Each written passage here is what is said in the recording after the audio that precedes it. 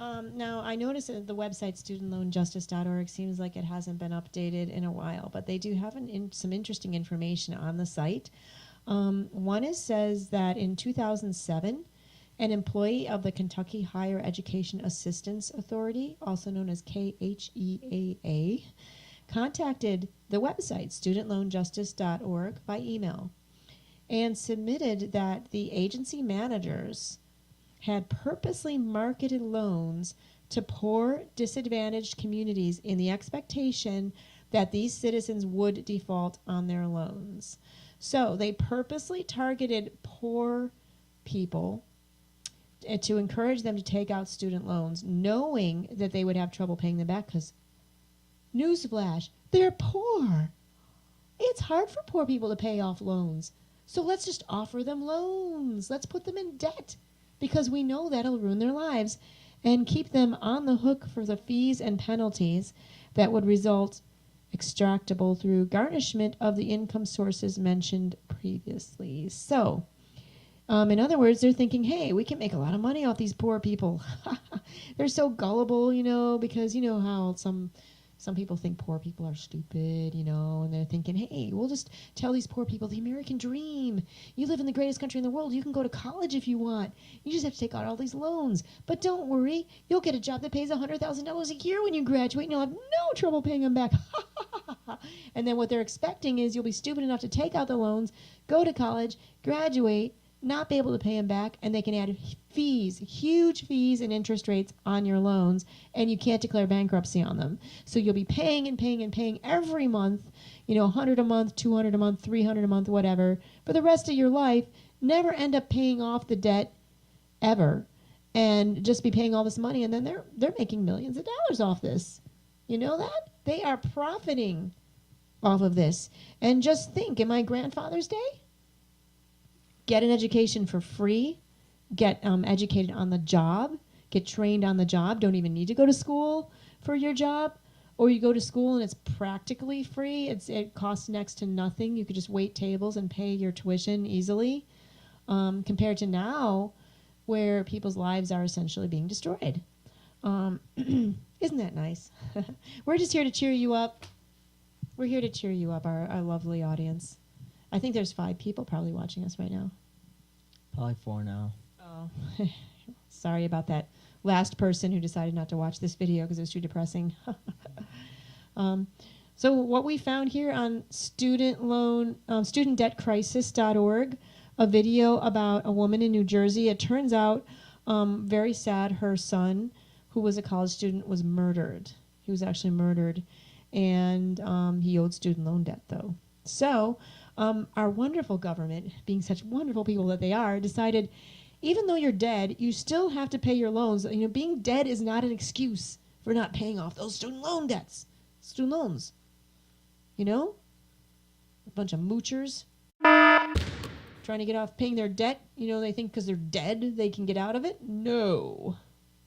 You're not allowed to die. Once you go to college, that's one thing about going to college is it keeps you immortal now. You can't die. You're going to have to pay off those debts. From your deathbed, your corpse will have to come up and pay him. So basically, his poor mom is getting notices from the government telling her, pay off your son's student loan debt. And apparently, his gas bill, his electric bill, all his other debts, and even his Stafford loans apparently were written off because he died. So they just forgave those debts since he was no longer alive. But there's one student loan from New Jersey, good old New Jersey, that he is expected to pay even though he's dead. So, or at least his mom is supposed to pay on his behalf, as sort of his psychic medium, to. I didn't know our government experimented in the paranormal. Yeah, well, we just saw that movie, The Men Who Stare at Goats, so we know about the PSYOPs program, and yeah. So this is all a part of it, One thing about going to college is if you take out student loan debt, you'll never be allowed to die because you'll just have to keep paying those loans even in your death. So they're going to have to make those coffins even bigger because you're going to have to keep your money with you in the coffin when you're dead, so the government can dig you up and take it if they need to.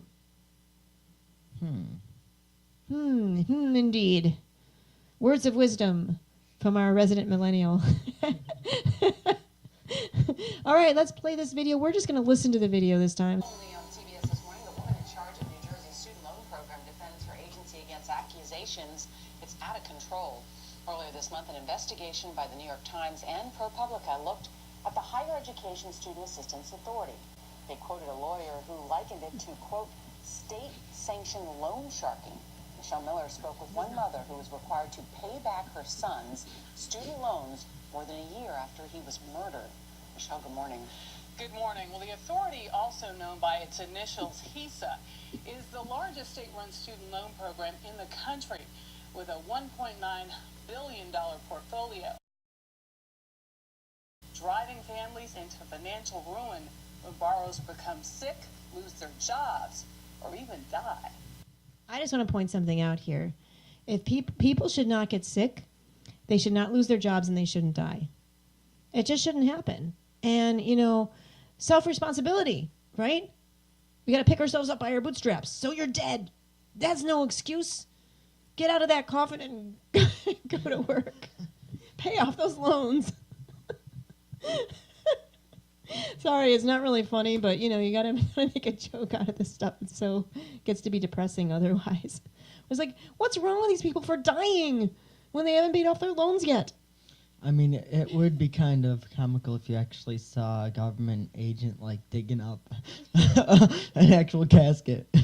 But I think they're going to start doing that. Devin, because I think what they need to start digging up the corpses of all the student loan debtors and start maybe taking their bones and selling the bones. You know, they can dig up your grave and they can clip off your toenails and your hair because your hair keeps growing, you know, and maybe sell that on the black market to get the student loans paid off. I'm just trying to troubleshoot this here. I'm being proactive, trying to come up with solutions. They could make wigs out of your hair, you know, and sell the wigs maybe to poor people in South America, or, you know, and then put them in debt. You know, make them take out loans to buy the wigs. I don't know. I'm just trying to come up with solutions. Maybe the teeth.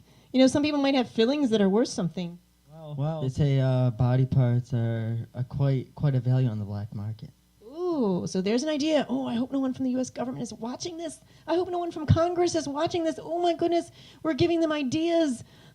They're going to start digging up student loan debtors' bodies from the ground and start grabbing their spleen. And even if they didn't donate their body. Once you take out student loans, you have no right to your body. I am not an organ donor. Don't touch my dead body.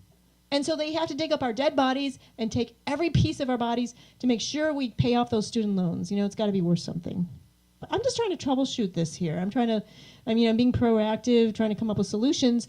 Our government needs money because the millionaires and billionaires that run this country need our money. Remember, they need money to get out of bankruptcy. Right, because people like Donald Trump, they're billionaires and they have to declare bankruptcy every now and then. That's just how billionaires are. It's just like the rest of us go to the bathroom every day. They don't go to the bathroom. They declare bankruptcy instead. That's what they do. Okay, let's play the rest of this video. Sarah Longinetti says her son Kevin was an honor student and gifted athlete enrolled at the University of Vermont in dreams of becoming a doctor. Okay, that's another thing. He was an honor student. So this guy was getting good grades and he had dreams of being a doctor. You know, again, why would you do something like that? Why would you go to college and have dreams of being a doctor and be an honor student? Why would you do that? You know, and then take out all those student loans? How dare you succeed in life? Right. You're not supposed to. You know, only people who were born with money and connections in the first place are allowed to succeed. People who come from poor families or middle-class families are not allowed to be doctors. Get with it, people. Get with the program. You can't become a doctor anymore. You can't succeed in anything in life unless you were born with money in the first place, okay? That's the new America. Stop complaining. Just pick yourself up by your bootstraps and suck it up. Down with the new bourgeoisie. Right. Very good. Let's listen to the rest of this here. In January 2015, she got a visit from police. That put in my ears, my ears, I'm saying I don't want to hear, I don't want to hear. Kevin had been shot in the head in his Burlington apartment. Everybody in Vermont was so amazing. Like, electric bill was forgiven, you know, gas bill was forgiven, cable. People were so moved by this kid that was murdered in his own home. Marcia says the federal government wiped out Kevin Stafford loan debts as well. But the Higher Education Student Assistance Authority, the source of nearly $19,000 in additional student loans, did not. Please accept our condolences on your loss. Monthly bill statements will continue to be sent to you. When you get this bill in the mail, is it a reminder? Yeah, that he's dead and he's not going to graduate. That is a reminder every month whenever I write a check. They're just the tip of the iceberg. ProPublica reporter Annie Waldman interviewed dozens of borrowers, including a cancer patient who lost his job and couldn't repay his loans. HISA sued him for $266,000. Every family that I spoke with felt misled, they felt tricked. This was the state. This was the state that was trying to help them. But in the end, they all felt that this state took advantage of them. ProPublica's report was exceptionally one-sided. HISA Executive Director Gabrielle Charette could not comment on specific cases because of privacy laws, but she personally reviews every death and disability discharge application the agency receives. I would love to grant 100%, of course, but that's not feasible. Of the 62 requests over the last 4 years, Charette says 47 were granted due to financial hardship, about $500,000 total. The agency also forgives loans if a student dies while enrolled in school. Marcia's son Kevin had taken time off. We have to keep this program fiscally solvent so we can fulfill the obligation to our current student borrowers. So one mistake that he made was taking time off from school, apparently. Not supposed to do that. What other mistakes did he make? Self-responsibility. I mean, going back to the whole, like, taking a break, I guess you're supposed to drive yourself full stress into the ground to where you develop high blood pressure at an older age, or maybe after school.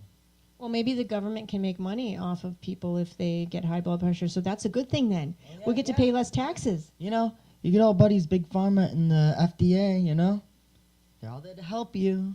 Right. So if, and you know what else? I was thinking about genocide, like killing off poor people, you know, and this could be a way of getting us to die more quickly, and then they can dig up our corpses and sell our body parts and make money that way. And they wouldn't be negligible, so no one can pin anything on them.